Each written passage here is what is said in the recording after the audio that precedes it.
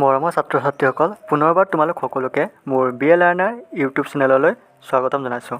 তোমালোকে জানানে শামুকবোৰো যে কেতিয়াবা আমাৰ বাবে প্ৰাণঘাতক হ'ব পাৰে বুলি? হয়, তোমালোকে ঠিকেই শুনিছা। আজি আমি কোনবোৰ শামুক আমাৰ বাবে উপযোগী আৰু কোনবোৰ আমাৰ বাবে ক্ষতিকাৰক হয় সেইবোৰ জনাৰ উপৰিও শামুকৰ বিষয়ে বহুতো আকৰ্ষণীয় কথা জানিবলৈ চেষ্টা কৰিম। তেন্তে ব'লা আমি পলম নকৰাকৈ আমাৰ বিষয়বস্তুলৈ আগবাঢ়োঁ। শামুকৰ মূৰত এখন মুখ আৰু দুযোৰ ডাঙৰ সৰু টেণ্টাক্লিজ থাকে। সিহঁতৰ এই ডাঙৰ ডাঙৰ টেণ্টাক্লিজ দুটাত এটা এটা চকু থাকে। শামুকবোৰ তৃণভোজী। ইহঁতে ঘাঁহ বন, ফল মূল, খাদ্যশস্য, গছৰ পাত আদি খাই জীয়াই থাকে। পকা ষ্ট্ৰবেৰী আৰু বিলাহী হৈছে ইহঁতৰ প্ৰিয় খাদ্য। শামুকৰ জীয়াই থাকিবলৈ আৰ্দ্ৰতাৰ প্ৰয়োজন হয়। যদি বতৰ সিহঁতৰ বাবে উপযোগী নহয়, যেনে অত্যাধিক ঠাণ্ডা কাল আৰু গ্ৰীষ্মকাল হয়, তেতিয়া সিহঁতে শৰীৰৰ উষ্ণতা বজাই ৰাখিবলৈ 3 বছৰলৈকে শুই থাকিব পাৰে। সাধাৰণতে শামুকৰ জীৱনকাল 5 বছৰ হয়, কিন্তু যদি পৰিস্থিতি আৰু বাতাৱৰণ ভাল হয় তেন্তে এই শামুকবোৰ 25 বছৰলৈকেও জীয়াই থাকিব পাৰে। এই শামুকবোৰৰ সৃষ্টি বা উদ্ভৱ আজিৰ পৰা প্ৰায় 500 মিলিয়ন বছৰ আগতে হৈছিল।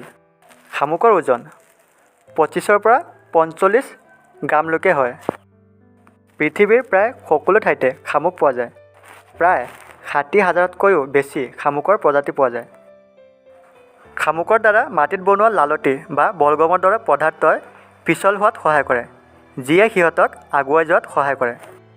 শামুকে সৃষ্টি কৰা বলগম পদাৰ্থটোক স্লাইম বুলি কোৱা হয়, যিটো মানুহে খাদ্য হিচাপেও গ্ৰহণ কৰে।